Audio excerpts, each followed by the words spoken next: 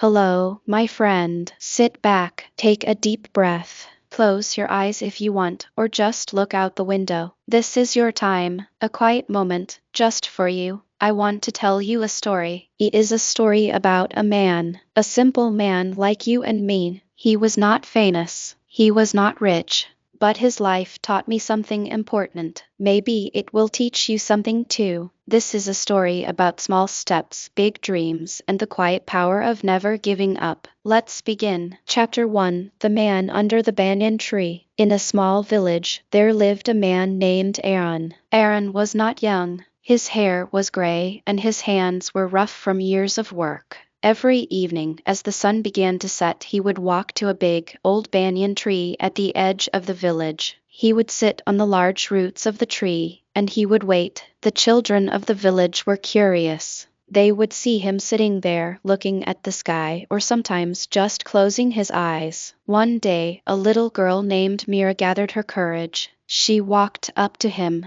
"Uncle," she asked, "why do you sit here every day?" Aaron opened his eyes. He looked at her with a warm smile. "I am waiting, little one." "Waiting for what?" Mira asked. "I am waiting for the sun to set," he said softly. "I am watching the day end. It is my quiet time. It is the time I think about my day, what I did right, what I could do better tomorrow." Mira did not fully understand, but she liked his gentle voice. She sat down next to him. Soon, other children came. They sat around Aaron under the big tree. They did not play. They just sat and listened to the sounds of the evening, the birds flying home, the gentle wind. Aaron became a friend to the children. He did not teach them like a school teacher. He taught them through his quiet way of living. One evening, an older boy named Ravi came to the tree. Ravi looked sad.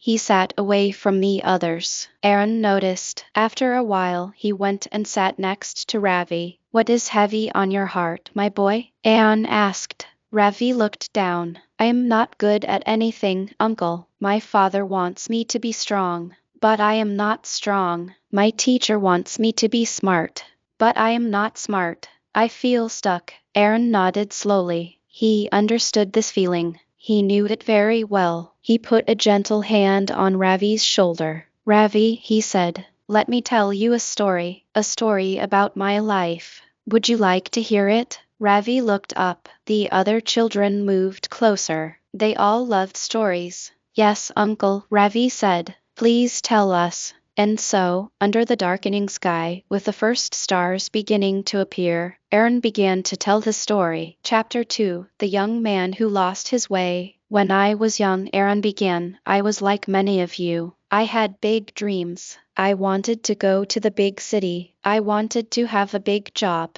I wanted to be somebody." The children listened closely. "I left this village when I was 20 years old," Aaron continued. "I went to the city. It was huge. So many people, so much noise. I found a small room to live in, and I found a job in a big office. My job was to clean the floors." He smiled. "It was not a big job, but I did it with all my heart. I cleaned every corner. I made the floors shine.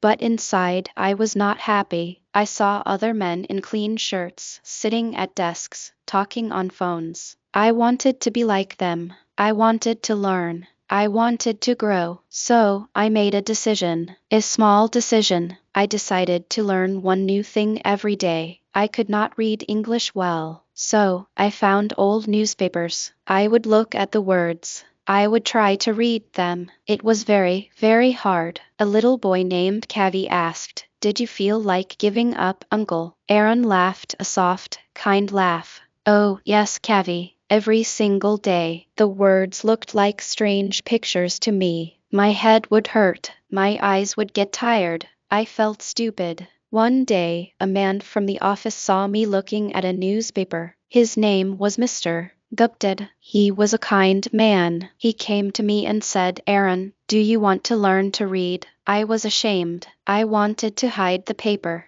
but I looked at his face. He was not making fun of me. He was asking with a kind heart. So I said, "Yes, sir. I want to learn." Mr. Gupta smiled.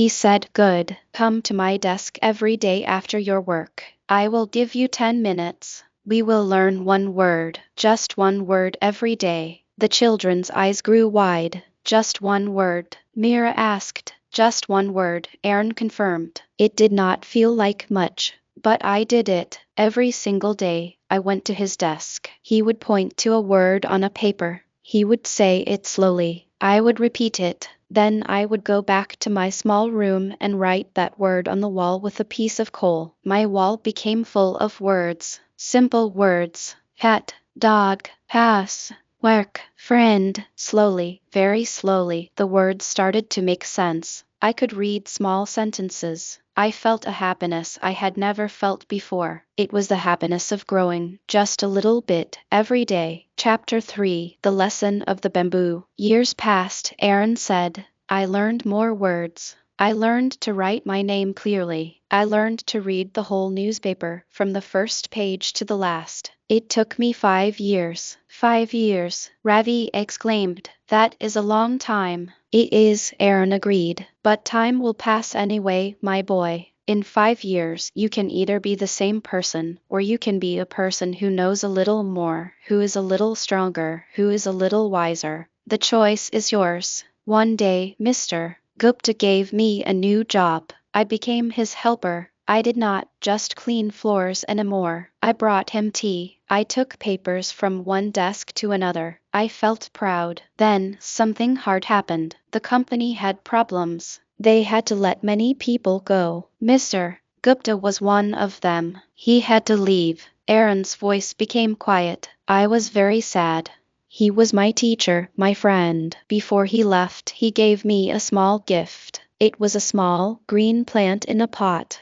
A baby bamboo plant. He said to me, Aaron, in the first year, this bamboo will not grow much. Maybe just a tiny sprout. In the second year, still, you will see almost no change. In the third year, the fourth year, the same. You will water it every day, but nothing will seem to happen above the ground. But he said, all those years, underground, the roots are growing. They are spreading. They are becoming strong. And then, in the fifth year, in just 6 weeks, the bamboo will grow tall, sometimes up to 90 feet. He looked into my eyes. Do not be afraid of the years when nothing seems to happen, Aaron. You are growing your roots. Be like the bamboo. The children were silent. They were imagining the small plant, waiting, growing its secret roots. I kept that plant on my window, Aaron said. I talked to it. I took care of it. And I remembered Mr. Gupta's words. Chapter 4, The Muddy Road. Aaron continued his story. The night grew darker, but the children did not move. After Mr. Gupta left, I had to work even harder. I got a new job. It was far away. I had to walk for 2 hours every morning to get there. The road was not nice. It was dusty in summer and muddy in the rain. Many days I wanted to stay in my small room. The rain would be falling hard. My shoes would get wet. My feet would get cold. I would think, why am I doing this? This is too hard. But every morning, I would look at my bamboo plant. I would remember Mr. Gupta's words. I would remember that I was growing my roots. And I would put on my old shoes and walk. On that long walk, I did not just think about being sad. I used that time. I would look at shops. I would try to read the signs. Bakery, tailor, doctor. I would say the words in my head. I would practice my English. I would see the sunrise. I would feel the wind on my face. I learned to find small joys even on the hardest days. One morning, it was raining harder than ever. The road was a river of mud. I fell. My clothes were covered in mud. I sat there on the wet ground, and for the first time in a long time, I cried. I cried for my old village. I cried for my mother, who had passed away. I felt so alone. I felt like the mud was not just on my clothes, but on my life. I felt like I would never be clean, never be good enough. He paused. The children could feel his old sadness. But then, Aaron said, his voice becoming stronger, a hand reached down to me. I looked up. It was an old woman. She had a kind, wrinkled face. She was holding an umbrella over my head. She said, "Come, Beta, come to my shop. Get dry, have some tea." She helped me up. Her shop was a small tea stall by the road. She gave me a clean, old cloth to wipe the mud. She gave me a hot cup of tea. The tea was sweet and warm. It filled my empty stomach and my sad heart. I thanked her. She just smiled and said, "We all fall in the mud, son. The important thing is to get up, wash off, and keep walking. The sun always comes out again." Arun looked at the children. I never forgot that woman. She taught me that even in our hardest moments there is kindness, and that we must get up. We must always get up. Chapter 5: The Power of Small Things. "So, I got up," Arun said. "I kept walking. I kept learning. I kept working. I started to save money. Just a little bit every week. I would put a few coins in a small box. Some weeks I could only save 1 coin, but I never took any out. I was learning discipline." One of the older children, a girl named Priya, asked, "What is discipline, uncle?" "Discipline," Arun said, "is doing the thing you know you should do, even when you do not feel like doing it. It is getting up early, even when your bed is warm. It is studying for 10 minutes, even when you want to play. It is saving 1 coin, even when you want to buy a sweet." Discipline is not about being hard on yourself. It is about being a friend to your future self. Your future self will thank you for the small things you do today. I learned this slowly. I learned that big changes do not come from one big moment. They come from hundreds of small, almost invisible moments. It is the one word you learn today, the 1 coin you save, the 1 extra mile you walk, the 1 time you choose to be kind instead of angry. These small things are like drops of water. One drop does nothing, but many drops, over time, can fill a whole bucket. They can even carve a path through stone. I learned to manage my time, not with a clock, but with my heart. I knew that the morning was for my walk and my practice. The day was for my work. The evening was for my rest and for thinking. And at night, before I slept, I would thank the day for its lessons. Chapter 6: The Man Who Became a Teacher. Years and years passed, Arun said softly. I became older. My hair turned gray, just like it is now. And one day, I realized something. My small room was not so small anymore. I had filled it with books. I could read them all. I had saved enough money. I was not rich, but I had enough. I had become the man I wanted to be when I was a young boy cleaning floors. I had a good job. I wore a clean shirt. I sat at a desk.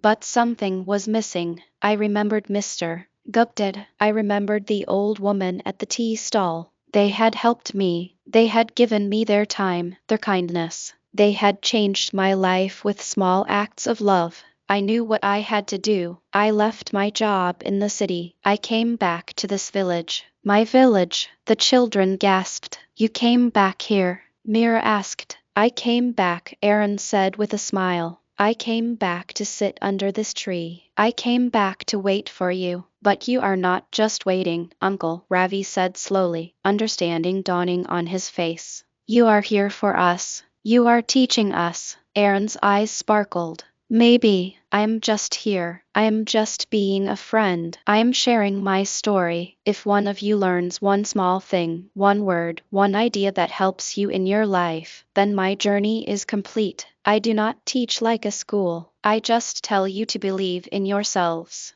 I tell you that it is okay to fall in the mud. I tell you to get up. I tell you to be like the bamboo. Grow your roots. Be patient. Your time will come. Chapter 7: The Lesson for Ravi. Arun turned to Ravi, the boy who felt stuck. Ravi, you said you are not strong and not smart. But look at me. I was a cleaner who could not read. Was I strong? No. Was I smart? Not at first. But I had something. I had the will to take one small step, and then another, and another. Strength is not just in your muscles. It is in your heart. When you keep going even when you are tired. Smart is not just about knowing things. It is about being curious. It is about asking questions. It is about learning from your mistakes. Do you make mistakes, Ravi? Ravi nodded. All the time. Then, Aaron said, and his voice was full of joy, mistakes are proof that you are trying.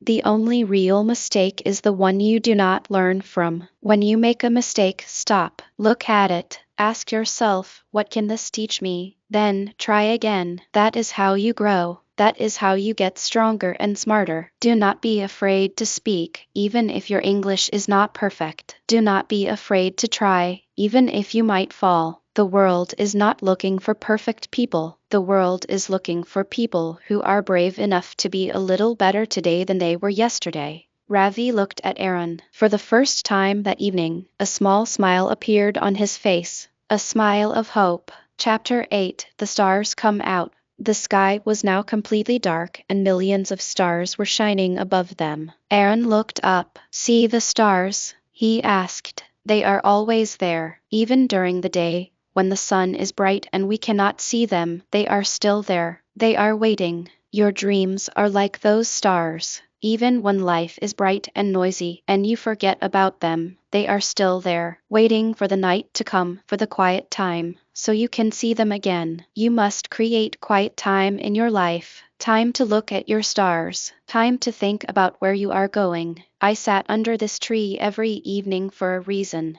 This is my quiet time. This is when I look at my stars. He looked at each child, one by one. You are my stars now, each one of you. You are the reason I'm here. The children felt a warmth in their hearts. They felt seen. They felt important. Aaron stood up slowly. His old body was tired, but his spirit was bright. It is late, he said. Time to go home. But before you go, remember this one thing. Your life is your story. You are the writer. Every day, you get to write a new sentence. Some sentences will be happy. Some will be sad.